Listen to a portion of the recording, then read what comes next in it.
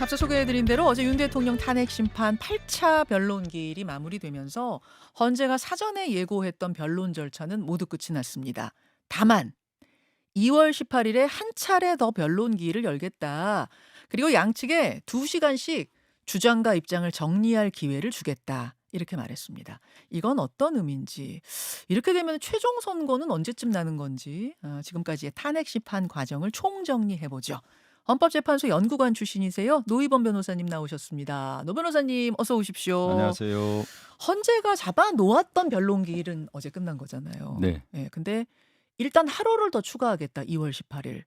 증거 조사하고 2시간씩 입장 밝힐 기회 주겠다. 이건 어떤 의미입니까? 지금 헌법재판소에서는 8차까지 이제 변론 절차가 진행되면서 지금 거의 15명에 대한 증인에 대한 신문을 마쳤습니다. 예. 그리고 이제 각종 수사기관의 이제 진술 조서, 피의자 신문 조서들이 다 증거로 채택돼서 가 있는데요. 이제 국회 측과 대통령 측에게 양측이 주장하는 내용을 지금까지 진행됐던 증거조사 결과를 통해서 설명을 해달라. 어떤 점에서 국회 측의 입장에서는 어떤 점에서 위헌 위법하고 얼마나 위헌성이 중대하냐 이 부분이겠고요. 네. 대통령 측은 이제 대통령이 주장하는 비상계엄 자체가 뭐 국정마비를 라는 어떤 국가 비상사태에서 대통령의 어떤 권한이었다. 그리고 뭐 지금 뭐 탄핵소추 심판사유에 있는 내용과 달리 뭐 국회의 어떤 활동을 방해하거나 금지하려고 하는 것이 아니었다. 뭐 부정선거 의혹을 밝히고자 하는 것이었다. 뭐 이런 정도의 어떤 주장을 네. 본인들이 지금까지 진행했던 뭐 증인 신문이나 이제 증거의 어떤 내용을 모두 입증 자료로 삼아서 주장할 기회를 주는 거고요. 결국은 이건 재판부에서 판단을 위한 어떤 자료로 다시 한번 정리해서 주장해 달라라는 것으로 이제 읽힐 수 있습니다. 마지막 요점 정리. 그렇습니다. 예. 이게 최후 변론하고 같은 거예요? 아니면 최후 변론 또 따로 있습니까? 지금 재판부가 어제 지금 말하는 것으로 봐서는 네. 이게 최후 변론을 뜻하는 것인지 아니면은 최후 변론을 남겨놓고 있는 것인지는 명확하진 않았습니다. 근데 일단은 최종적인 기회를 줬던 것 같고요. 예. 아마 오늘 대통령 측에서 신청한 증인에 대해서 채택 여부를 결정하고 증인 신문 절차가 이제 진행될지 여부를 좀 지켜봐야 되는데 네. 사실상 18일이 최종적인 의견 진술 기회가 되지 않을까 싶고요. 뭐 대통령 측에서 추가적으로 대통령에게 특별히 이제 최종 진술 기회를 부여를 해야만 됩니다. 그렇기 때문에 대통령이 최종 진술 기회가 아직 준비 안 됐다라고 하면은 추가적으로 최종 변론 기회를 한 번 더 가질 수도 있다라고 보여집니다. 예.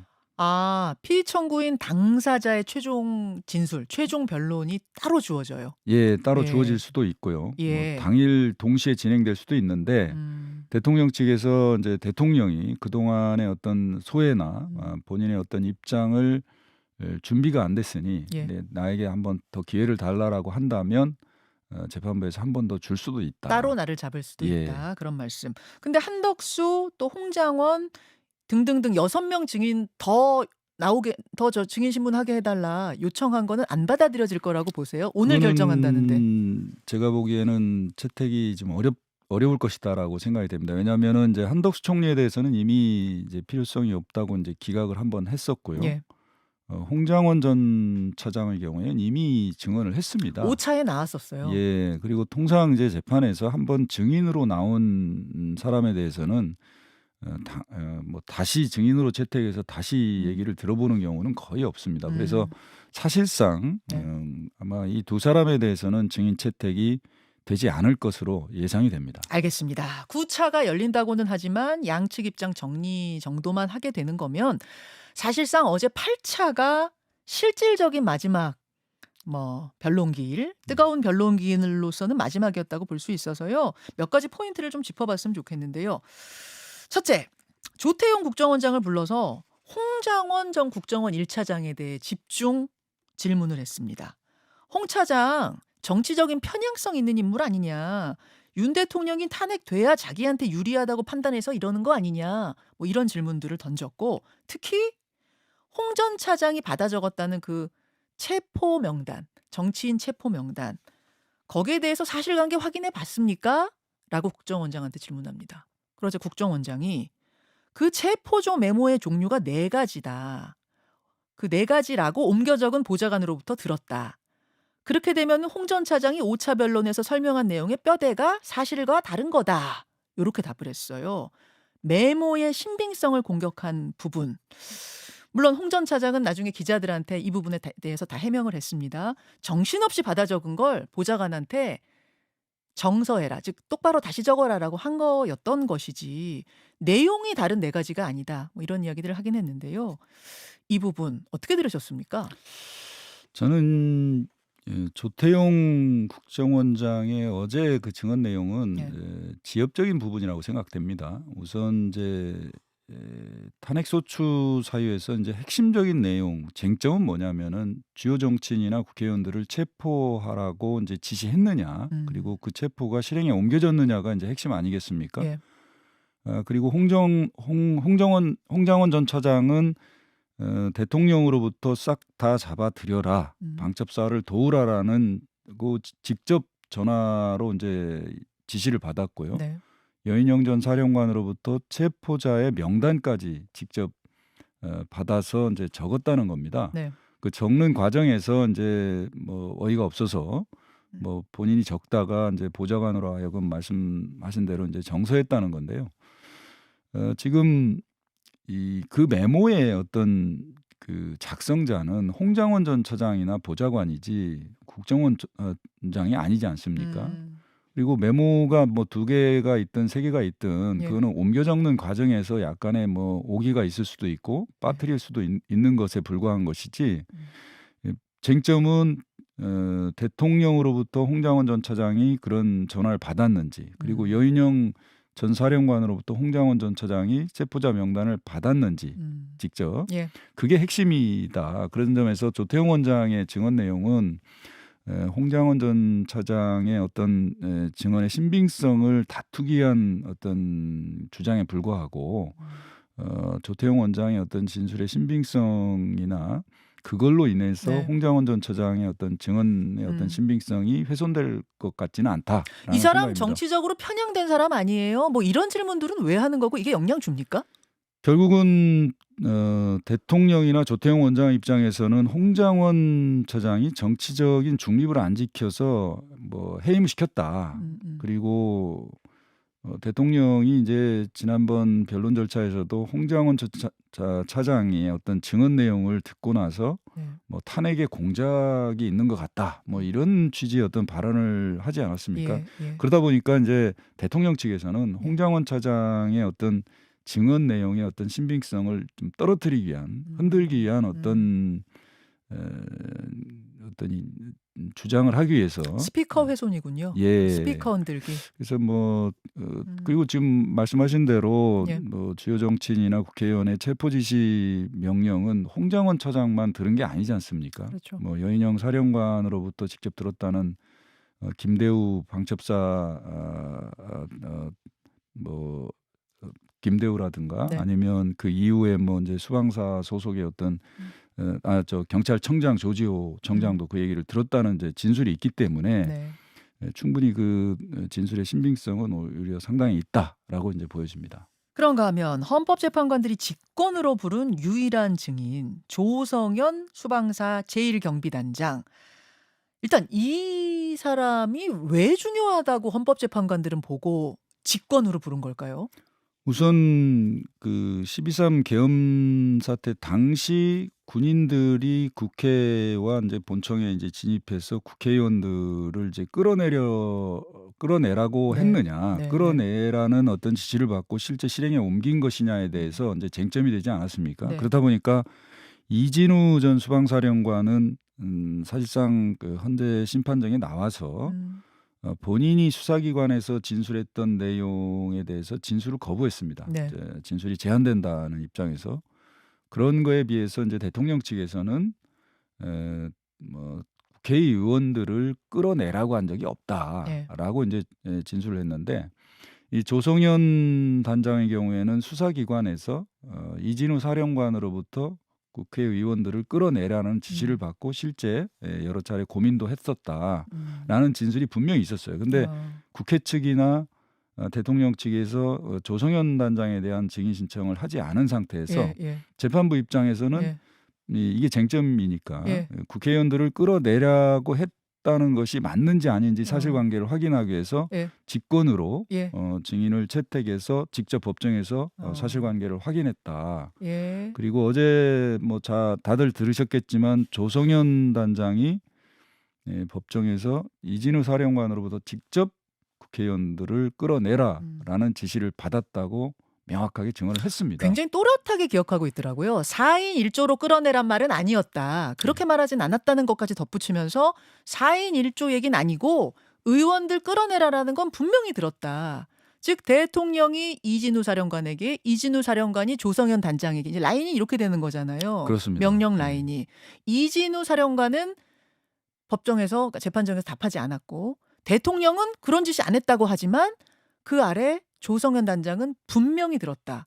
그럼 조 단장이 거짓말할 가능성 같은 건 없겠는가? 또 이렇게 질문을 할 수도 있잖아요, 반대편에선. 그렇습니다. 뭐 지금 조성현 단장의 경우에는 본인이 어떤 대통령이나 국방장관으로부터 직접 들은 사실도 아니고 실제 본인이 국회에 이제 투입이 돼서 현장에 있었기 때문에 사령관의 어떤 지시사항을 그대로 이행한 것으로 보여지고요.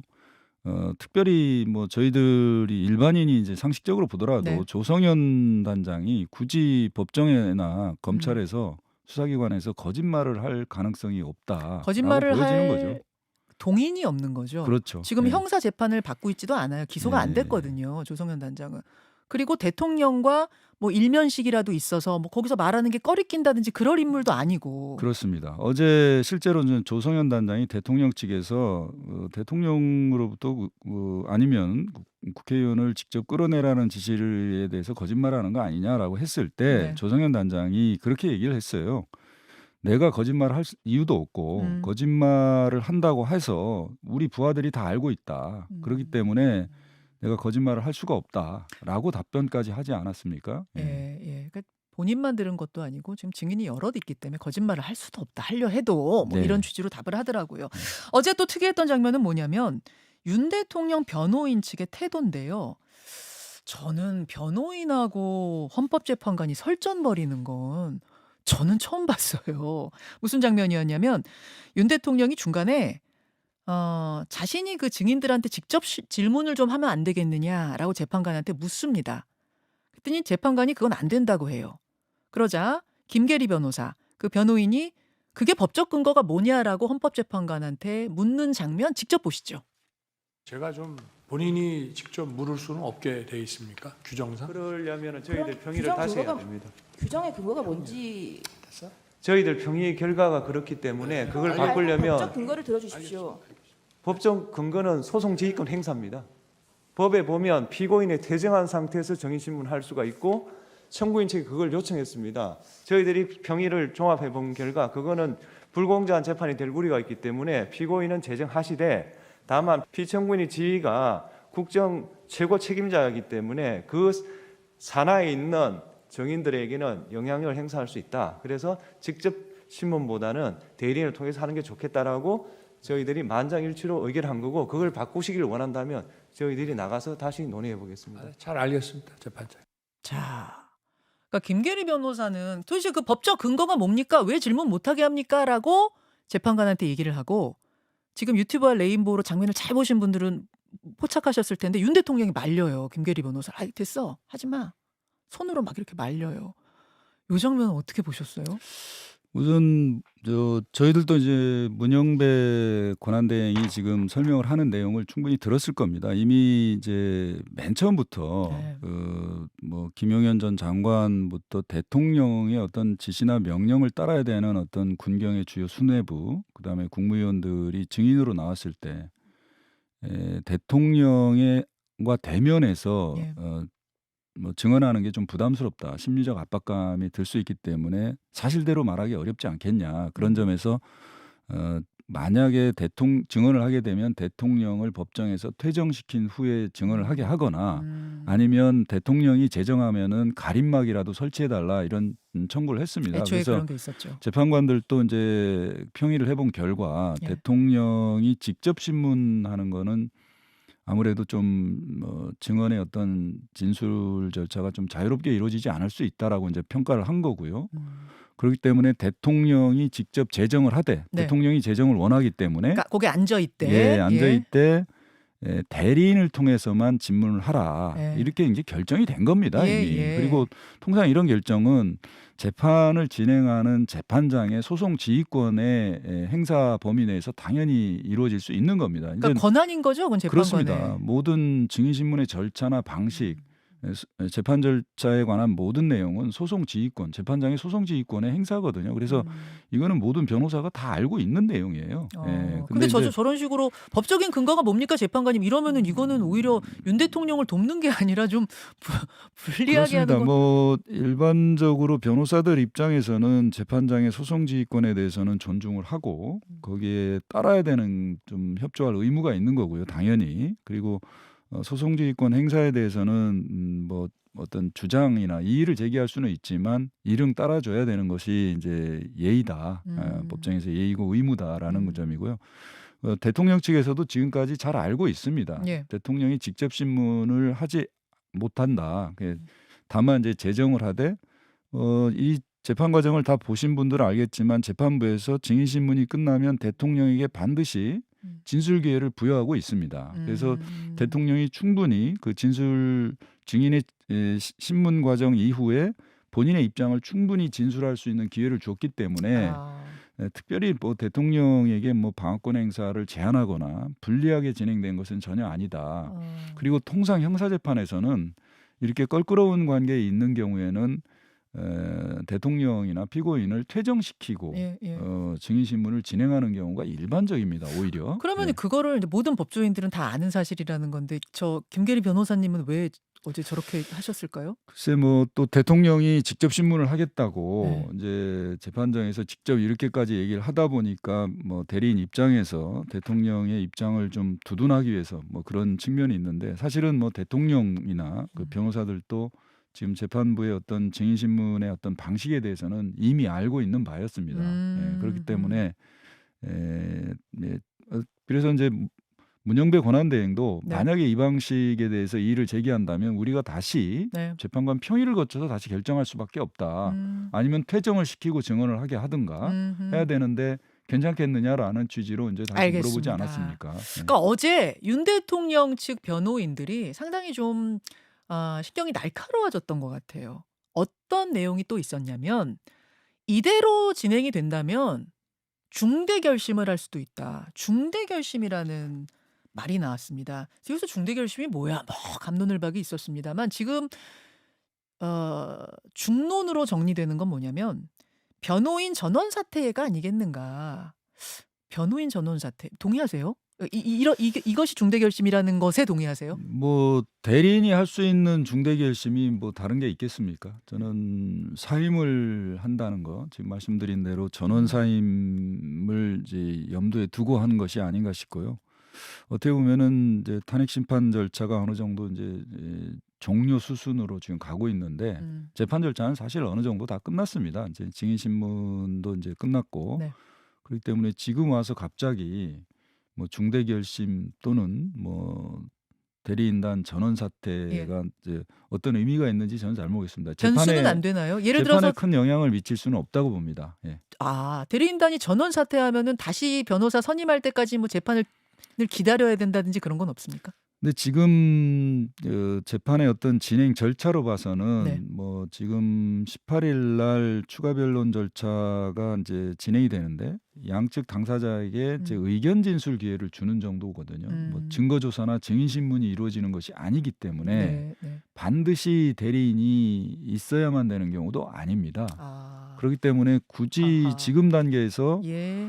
대리인이 사임을 하더라도 예. 재판의 어떤 진행에는 영향을 미치지 않을 것이다라고 판단이 됩니다. 자, 이 질문이 어쩌면 가장 중요한 질문일지도 모르겠는데요. 헌법재판소 연구원 출신인 노 변호사님이 보시기에 지금까지 8차 변론기를 통틀어 나온 여러 가지 증언들 중에 이게 가장 결정적이다. 헌법재판관들은 요걸 가장 중요하게 볼 것이다. 하나만 꼽으신다면 뭘까요? 일단은 이번 탄핵심판 법정에 나왔던 증인 세 사람이 저는 가장 결정적인 영향을 미치는 증언을 했다라고 봅니다. 이제 여럿 나왔는데 3명은 누구요? 예, 우선 국정원 1차장 홍장원 예. 차장이고요. 홍장원 차장은 대통령으로부터 직접 다 잡아들여라 그리고 방첩사를 도와라라는 증언을 법정에서도 명확하게 일관되게 이제 주장을 했고요. 예. 그다음에 곽종근 전 특수전사령관입니다. 예. 대통령으로부터 계엄 당일 직접 국회의원들을 끌어내라, 의결 정족수를 채우지 못하게 해라라는 증언을 일관되게 지금 했다는 점. 예. 그리고 어제 네. 수방사 조성현 경비단장, 네. 수방사령관 이진우로부터 국회의원들을 끌어내라라는 지시를 명확히 받았다는 겁니다. 이 세 사람들의 증언의 어떤 뭐 구체적인 내용이나 증언의 신빙성 그리고 일관성 그리고 객관적인 사정과의 어떤 일치되는 측면 이런 것들을 비춰보면 굉장히 이 증언의 어떤 신빙성이 높다. 그리고 결국 이들의 증언 내용이 결국 대통령의 이번 위헌 계엄 선포 행위, 그다음에 국회와 중앙선거관리위원회 군병력을 투입해서 점거 봉쇄한 행위가 헌법에 위반된다는 점, 그리고 위원회의 어떤 중대성을 판단하는데 굉장히 중요한 역할을 했다. 10초 남았습니다. 주관적인 뭐 개인 견해입니다만 탄핵, 파면 가능성 몇 % 정도 보십니까? 글쎄 이거를 뭐 퍼센테지로 얘기할 수는 없습니다만 저는 파면될 가능성이 굉장히 높다라고 봅니다. 예. 여기까지 오늘 말씀 듣죠. 노일범 변호사님 고맙습니다. 네, 감사합니다. 김현정의 뉴스쇼는 시청자 여러분의 참여를 기다립니다. 구독과 좋아요, 댓글 잊지 않으셨죠? 알림 설정을 해두시면 평일 아침 7시 10분 실시간 라이브도 참여하실 수 있습니다.